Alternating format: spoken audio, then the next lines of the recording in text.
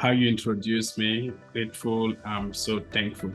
So for the past 4 months, I've not been called on by Press Secretary Karine Jean-Pierre, the White House Press Secretary. And last month, we had a big disagreement because President Biden was hosting the US-Africa Summit. That summit had 49 heads of state in Africa or their representatives who all came to Washington, D.C. Just to give you an idea, Africa has roughly 54, 55 countries. For you to have the leaders of 49 countries, all of them come to Washington, D.C. for a 3-day summit, it's almost like you brought the entire continent of Africa and the U.S. to meet with one president, the president of the U.S.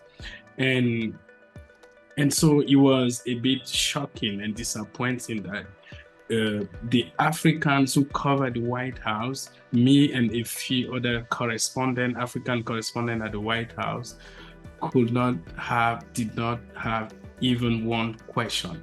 They were not called on, even though that's the entire focus. And so we had those disagreements, and I ended up going on a bunch of shows to explain how I and other journalists from Africa were being discriminated against. And so that's what we faced in the Biden White House. And what has been surprising is the fact that, the press secretary, she's Black.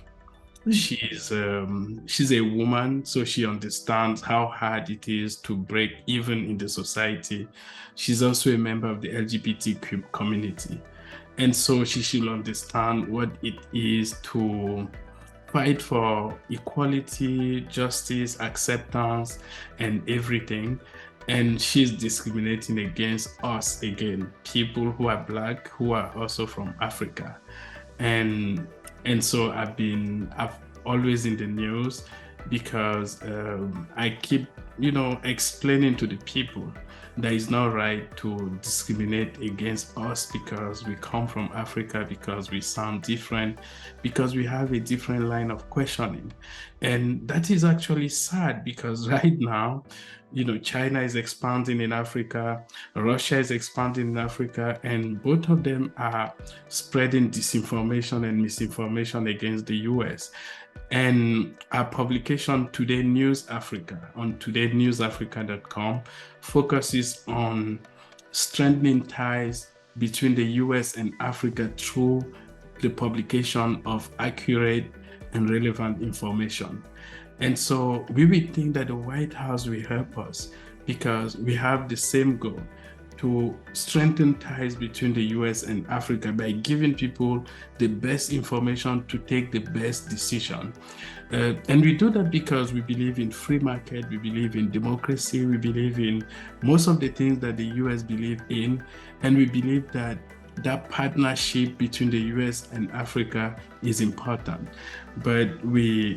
But in that same White House, where President Biden says that he's for the little guy, where he talks about racial justice, like today he gave a speech today, and then he gave another speech yesterday because of Martin Luther King Day. Martin Luther King was born on the 15th of January, 1929. He will have been 94 years old yesterday. And every third Monday of January is a public federal holiday in the US. And so President Biden traveled to his church in Atlanta yesterday to talk about the journey so far and what it still remains. But as I was watching it and I see how they discriminate against me at the same White House, it was almost like the height of hypocrisy, seeing, this guy talks about how we need to help Black. And I'm right there at the White House, right there in your house, right where you are the president. And I can't have a question when you're interviewing, when you're receiving 50 African leaders in DC, and then now you're talking about racial equity. I mean, it was hard for me to swallow, right? Seeing the whole hypocrisy, and it was really hard. Wow. And speaking of which, when he was at this Baptist church, if I'm not mistaken, which was where Martin Luther King Jr. spoke, and he was a minister. Biden mentioned the fact that he's a practicing Catholic, and that he went to a Black church in his hometown in Delaware. And this brings us to a new question. Well, we know Biden has had a lot of problem with the bishops because of his position on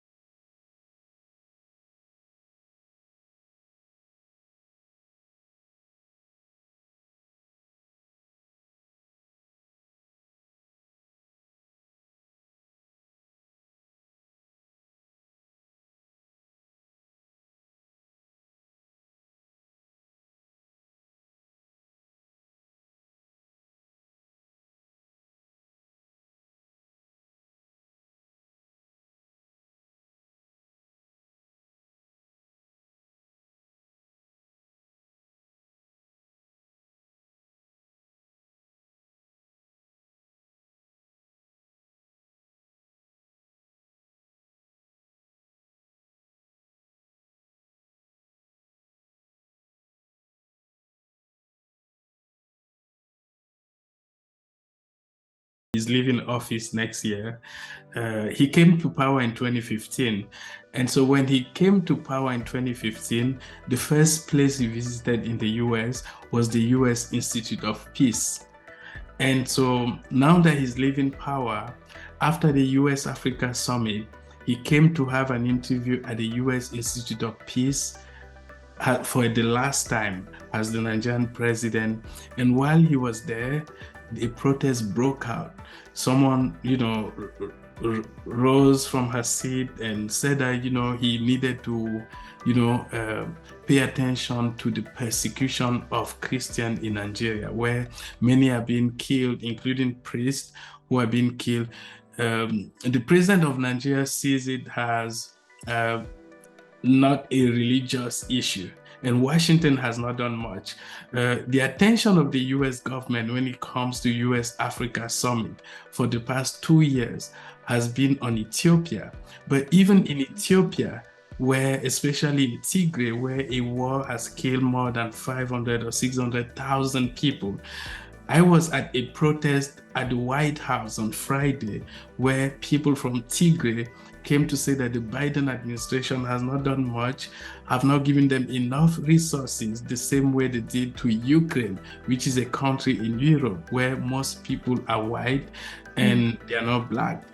And so the Biden administration has not done much when it comes to the crisis in other countries, including in Nigeria, where many Christians are reported, especially Catholic priests, are reported to being slaughtered, being killed around the Middle Belt and sometimes in the north, and so that's really sad, and that's why, if you realize, and that's why we founded Today News Africa. Because we realized that the US government was losing touch with what was happening in Africa. That's why when the war in Ukraine started last February, there was a vote at the United Nations. And the US was surprised to learn that a lot of African countries did not actually go against Russia the way they expected it.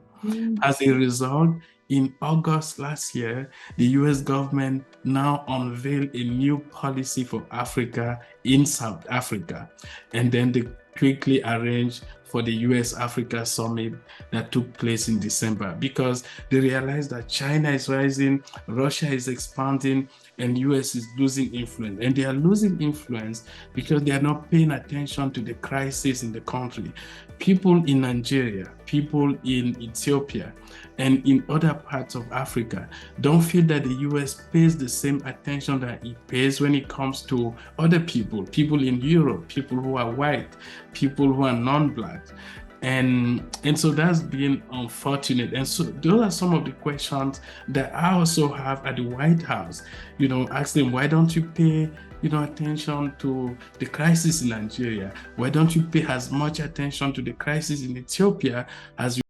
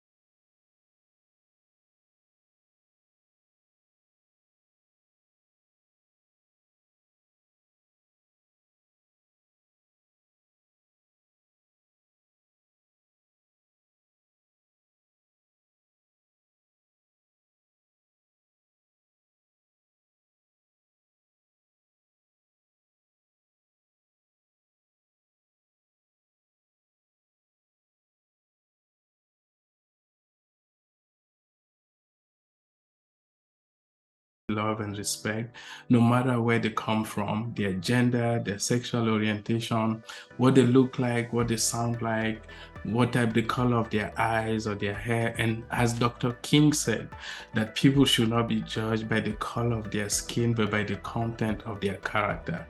But at the same time, while I like the fact that people are coming to the US, but we also realize that Africans, for instance, are not allowed to participate in the immigration process in the US.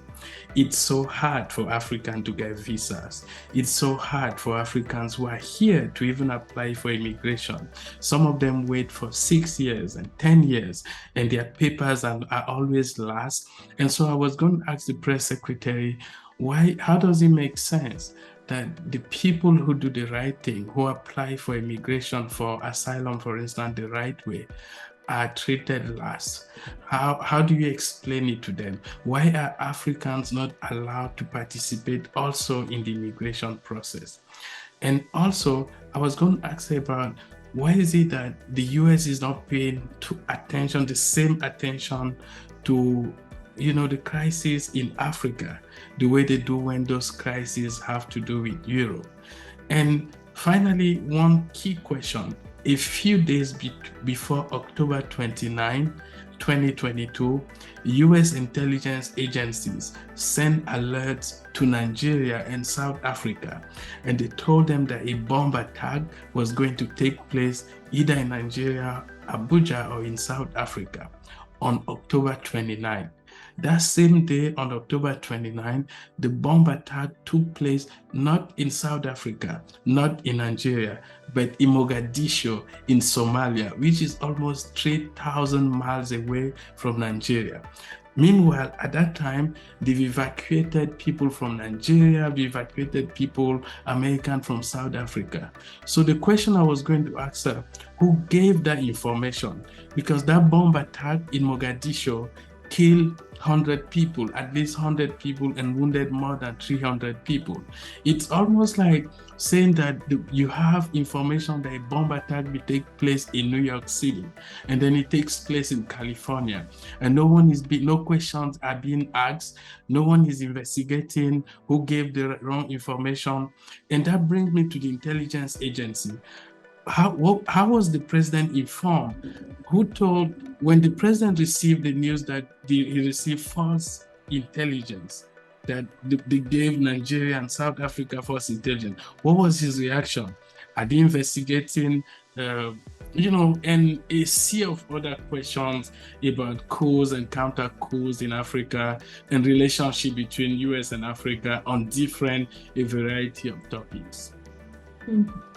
Wow, that's a lot to assimilate. Thank you so much for your effort. And it's very interesting to know that there's much more that unites us than separates us. And the fact that you mentioned that the press secretary is Black, that's a color, right? And we know that the politically correct term is African American. And it's African voices that are silenced now in the White House. Yes. If you'd like to leave a final statement for our audience, thank you very much. So I want to thank your audience. I've not been to South America before. I would like to need all your audience to invite me right away. Everyone should invite me right away. I need like 1,000 invitations right away, because I feel it when I feel the culture. I feel how people are nice, people are beautiful, people, I can feel it. When I watch soccer, I watch people are creative, and I would like them to read Today News Africa and and read us and try to learn more about relations between US and Africa. And as we say, I always ask my audience to subscribe to our publication. Go to todaynewsafrica.com and hit subscribe or hit support us. Perfect. Thank you for your time. Thank you so much for having me.